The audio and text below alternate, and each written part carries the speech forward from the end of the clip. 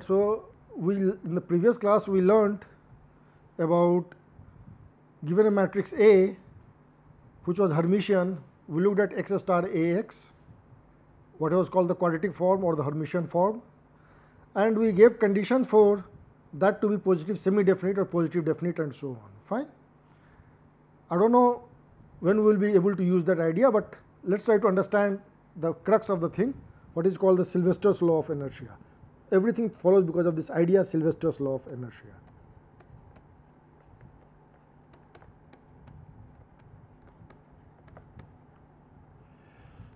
Sylvester's law of inertia. What it says is that I have a matrix A which is n cross n. I am assuming that A is Hermitian.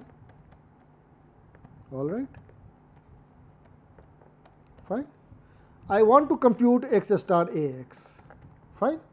And when I write it, I will get some expressions here of the type something like, say, some vector L1 transpose x whole square plus L2 transpose x whole square, things like this, plus Lk transpose x whole square, and then some minus will be there, some Lk plus 1 transpose x,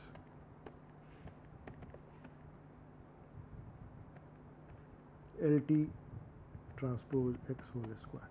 So, what do I mean by saying these? So, let us try to understand that by an example, and then I will build up on this idea. So, it says that whenever you write x star A x as, whenever you write x star A x as sum or difference of squares, then the number of positive signs, positive sums, and the number of negative signs, positive sums or negative sums or signs, whatever it is, sums or signs remain the same for all of us. Is that okay? So, let me try to understand this. So, there is a quote that I should write here, sum of difference of squares. All right, that is one thing I need to understand what is that. Then the number of positive sums and the number of negative sums remain the same for all of us. This is very important to understand here. Now, I forgot to say that I am looking over A over complex numbers. So, A is over Mn of C. Since I have over Mn of C, in place of this I would like to put this and a star here. Is that okay? So, I will put a star here, a square. So, it was L something, Lk star x whole square, again this star and Lt star x whole. All right. So, I have to take absolute values of every term here. Fine. So, let me try to make you understand this by an example. Let us take A as 3 minus 1 minus 1 4. Suppose I take this. Fine. I compute x star A x for me. So, this will be equal to x y 3 minus 1 minus 4 x y. So, this is equal to 3x square minus 2xy plus 4y square. So, I can write it as x minus y whole square plus 2x square plus 3y square. I can write like this. Fine. I can also write it differently. So, here when I am writing here, please understand here that it is x minus y whole square, 2x square, 3y square. There are three sum of squares here. Fine. What I would like to do is I would like to write it only in two terms. So, in some sense there is a notion of what is called, here there are three terms. So, there is some sort of singularity that I am writing here. So, there is some sort of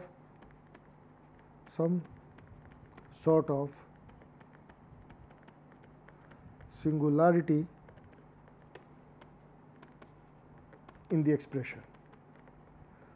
Determinant is not 0, all right. It is singularity in the expression I am saying, I'm talking in terms of the expression, all right. So, let me try to make you understand things here, what I am trying to do. So, let us look at the eigenvalues of this matrix, fine. So, if I look at the eigenvalues of this matrix, P of lambda or P of x will be equal to x minus 3, or let me make it easy so that I should make it 3 here itself, all right. So, that I can do my calculations very easy. 3 times y square, 2 times y square. So, then I can see that this will imply that eigenvalues of A are 3, that is 2 and 4. These are the eigenvalues. Corresponding to 2, the eigenvector is 1 1, and corresponding to 4, all right, the eigenvector is 1 minus 1. I would like you to check that. So, let me just verify for you.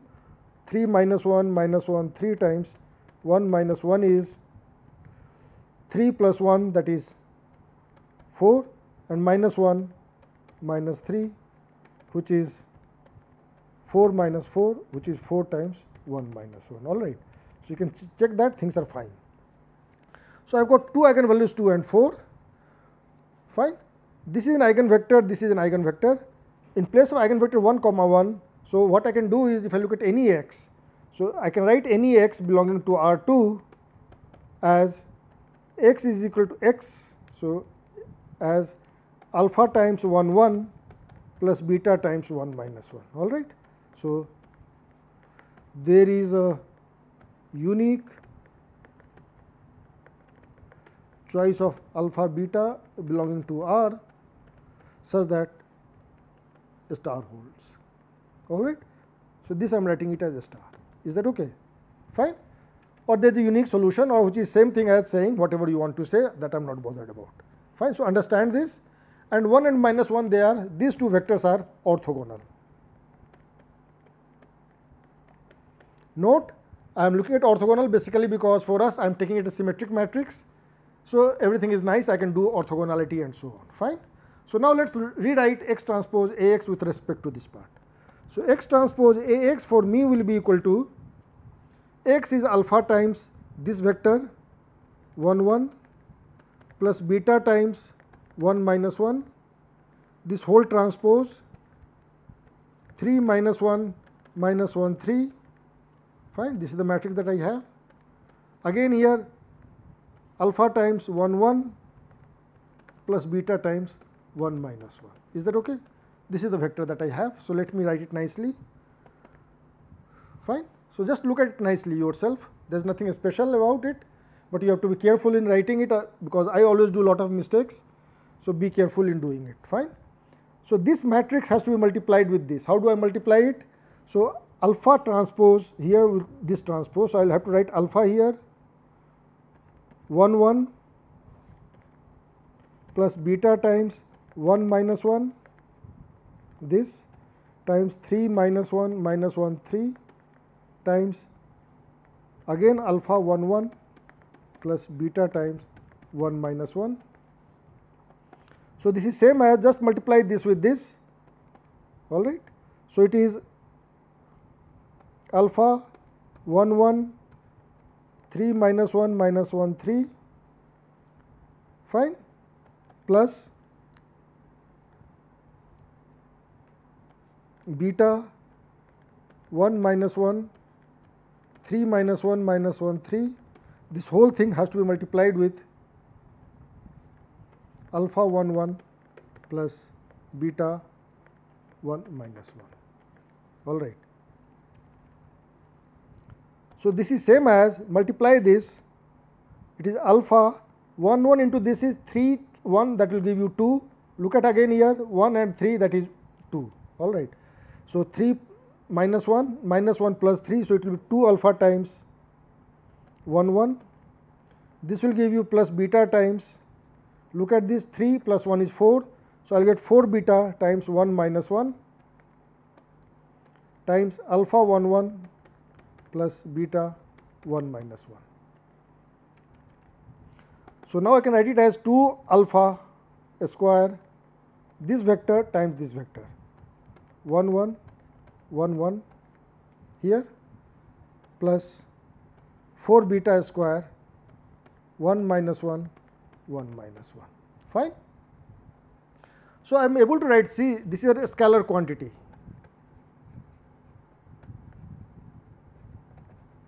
A scalar quantity. So, you can see that I have been able to write it as sum of alpha square beta square. There are only two terms here, two positive oblique non-negative terms. So, I want you to understand that they have come from eigenvalues, eigenvectors, they have come from eigenvalues and eigenvectors. Fine.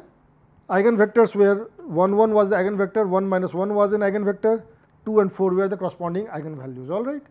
So, I want you to understand there was that expression and there is this expression. There are two different expressions.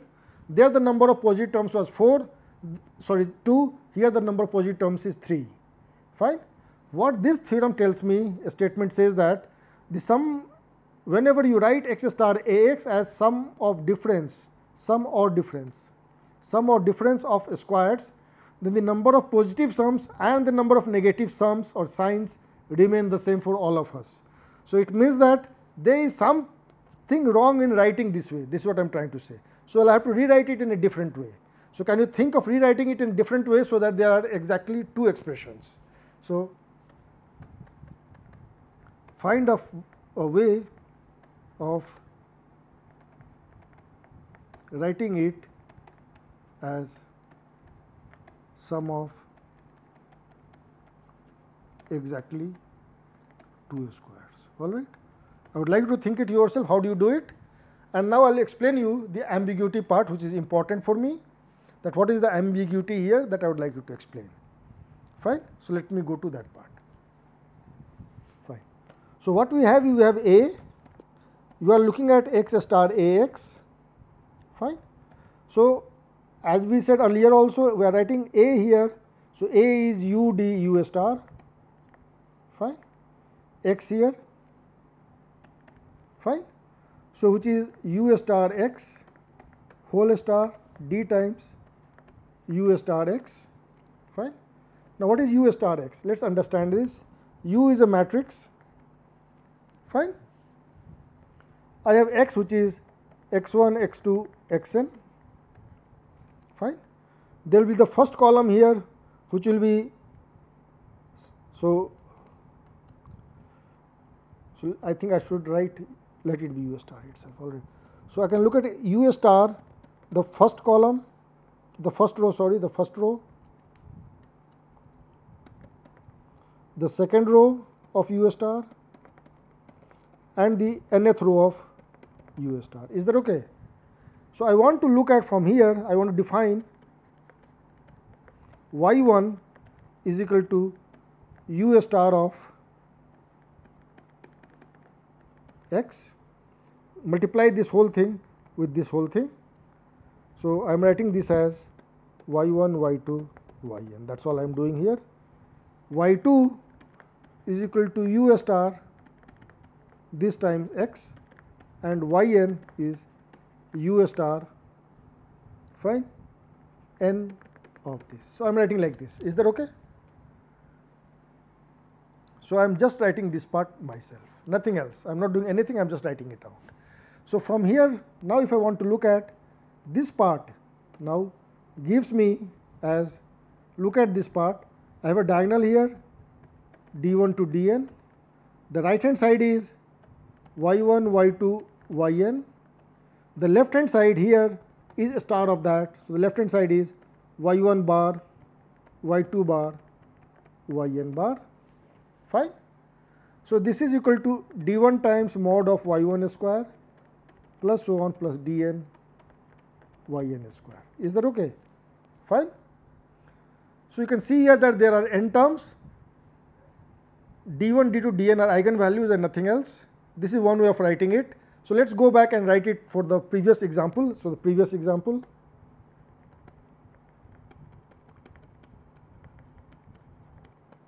So, I had A as 3 minus 1 minus 1 3, fine. So, you can see that I can write u as one eigenvector was 1 1, the other was 1 minus 1, fine, these were the two eigenvectors, but this is not a unitary matrix, I will have to multiply by, so this is 1 upon root 2, I will have to write here 1 upon root 2, so these are the two vectors which will give me my things, is that okay, fine. So my first column, so I am writing it as 1 upon root 2, 1 upon root 2, 1 upon root 2 minus 1 upon root 2, this is my u for us. So u star is equal to, so in this example it turns out to be the same, fine, and therefore u star x will be equal to multiply by xy. So write this as x plus y upon root 2, x minus y upon root 2, write like this, fine. Then x star ax, I would like you to check that this is equal to corresponding to xy or corresponding to this u, all right. 1 1 gave you the eigenvalue 2, this gave you eigenvalue 4, fine. So therefore I will get 2 times x plus y upon root 2 whole square plus 4 times x minus y upon root 2 whole square. This is what we will get, fine. Let us verify this out. So this is expression is nothing but 2 times x square plus y square plus 2xy over 2 plus 4 times x square plus y square minus 2xy over 2. So which is same as 2 cancels out, x square plus y square plus 2xy plus 4 here, so it is 2 and 2 cancels out, 2 times x square plus y square minus 2xy, which is equal to 3x square plus 3y square minus 2xy. And this is what our expression was. If you go back, this is the expression 3x square plus 3y square minus 2xy, all right. So when I want something to be written, I want to be written in terms of things which are non-zero, all right. So there in some sense there was linear dependence coming into play, all right. So here look at, so what we are trying to say here is that the vectors 1 1, 1 minus 1, which gave us x plus y was 1 1 times xy. Another thing I got was x minus y was 1 minus 1 times xy. So these two vectors are linearly independent, fine. In the previous expression what I had written was, I wrote it as x minus y whole square plus 2x square plus 2y square, fine. If I want to get x minus y corresponds to 1 minus 1 times xy, fine. This 2x square, so x is coming from 1 0 times xy and y is coming from 0 1 times xy, fine. So I have got 3 vectors here, 1 minus 1, 1 0 and 0 1. So they have got 3 vectors, 1 minus 1, 1 0 and 0 1 is a linearly dependent set, all right, fine. So whenever I want to write things, I do not want linear dependence to come into play, is that okay? That is a very important idea that I am trying to say, that you can write as sum of 3 non-negative terms, you can write it, fine, but in this expression whatever you have done, these vectors that you are getting here which is giving you x and y, or the terms here I gave x plus y, x minus y, fine. Here also I am getting x minus y, x and y, they are coming from these 3 vectors. So these 3 vectors are linearly dependent here, but the vectors that I have got here in this expression, they are linearly independent, all right. So what the theorem says, what the statement of Sylvester's law of inertia says, that when you are looking at Sylvester's law of inertia, it says that you have to write the number of positive sums and number of negative sums. When you write the vectors that are coming to appear there, all right, these vectors L1, so there should be a star here, the vector L1 here, L1, the vector L2 here, LK, LK plus 1, LT, all of them they have to be linearly independent. So, the vectors L1, L2, Lt which appear in that expression, which appear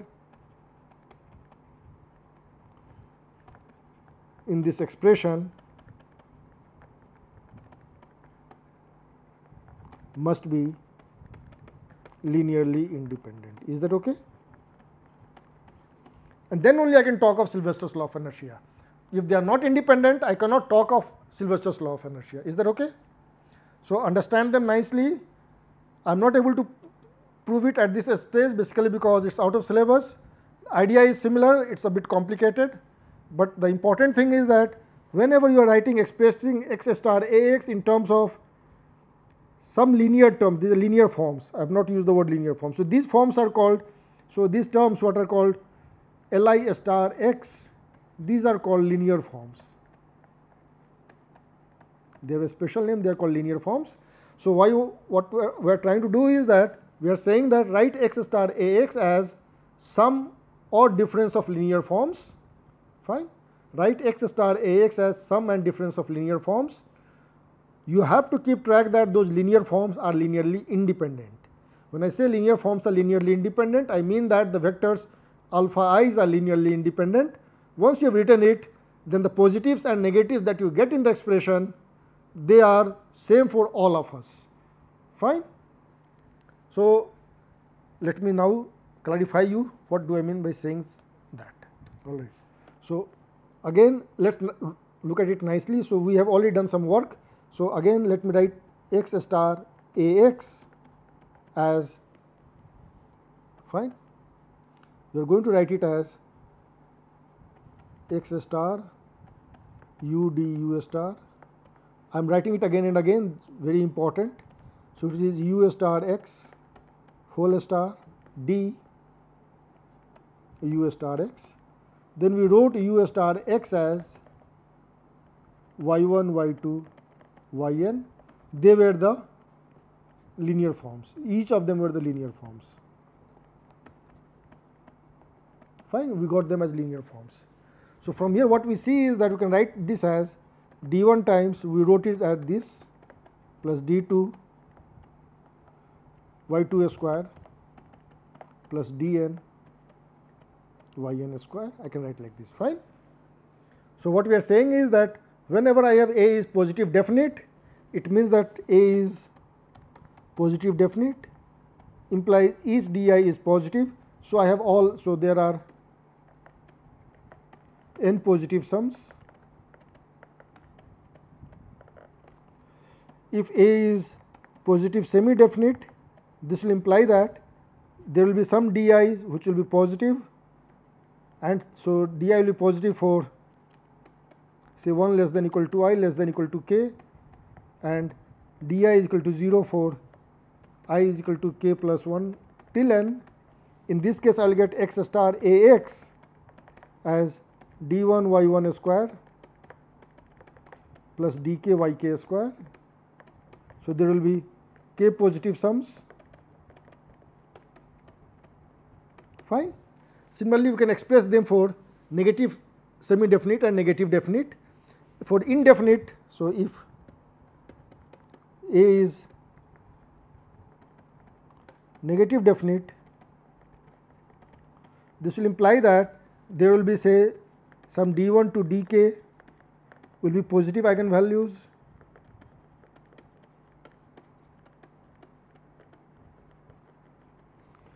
dk plus 1 till dt will be negative eigenvalues,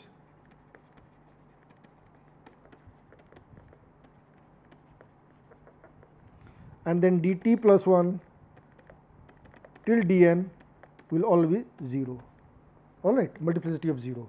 So, in this case you can write x star Ax as d1 y1 square plus dk yk square minus dk plus 1 yk plus 1 whole square minus so on minus dt into yt square. Is that okay? So, that is the way we can write. In many books they do not write like this, they improvise on this. All right, what they do is that since d1, d2, dn are positive numbers, all right. Oh, I should have done here, there is a small error. Here I should have written here minus of this, minus of minus dt. Fine, because you have taken that decays are negative. So, all right, so let me just write plus itself dk plus 1. So, you have to be careful to understand this part, otherwise there will be error, plus dt here, but dt's are negative. So, minus say mod of dt, all right. So, minus mod of dk plus 1. Is that okay? Fine. So, books they use that since d1, d2, dn are positive numbers, I can just push this d inside. So, I can just write here a square root of d1 times y1 this square plus a square root of d2 y2 whole square plus so on a square root of dn. Fine. So, if they are positive, then so if positive, so if so this time positive if di's are positive. All right, fine. I can write like this. I should not have written here, but I should have done it here. Positive definite. So, for this case I will get this part. Positive semi definite also I will get the same thing, but these di's will go inside only for these parts. All right. For the rest it will be 0. So, I will get only things here. Similarly, if I look at this part, I can push this absolute value inside here. So, what I will get here is I can push this inside, this also inside. So, I will get here as sum z1 square till zk square, and then I will get minus zk plus 1 square minus so on minus zt square. All right. So, I will get this part. So, there will be some positive terms, there will be some negative terms. All right. Here it is going to be all positive terms, z1 square till zk square. All right. So, many books they follow this notation when they write things. So, they follow this notation. They do not put di's outside, but the ideas of di's they come from eigenvalues. So, I want you to keep track of that and understand that the linear forms that you are talking about, which is the most important, they need to come from a columns of something. For us, we are going to get it from the eigenvalues, but in general you can get it from whatever way you want, but you want them to be linearly independent. You want them here, these things should be linearly independent. If they are not linearly independent, then I am not following what is required of Sylvester's law of inertia. Is that okay? So, that is all for now. Thank you.